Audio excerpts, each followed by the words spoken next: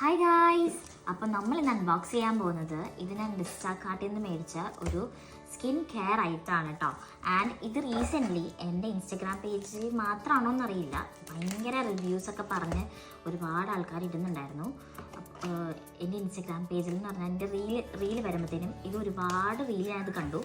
ഭയങ്കര നല്ലതാണെന്നൊക്കെ, ഈ ഡാർക്ക് സ്പോട്ടൊക്കെ പോകാനൊക്കെ നല്ലതാണെന്നൊക്കെ പറഞ്ഞിട്ടാണ് റീല് കണ്ടത്. ഞാൻ വിചാരിച്ചു എന്തായാലും ഒന്ന് ഓർഡർ ചെയ്യാമെന്ന് വിചാരിച്ചപ്പോഴത്തേനും ഇത് എനിക്ക് ഡിസ്റ്റാക്കാർട്ടിൽ നിന്നാണ് കിട്ടിയത്.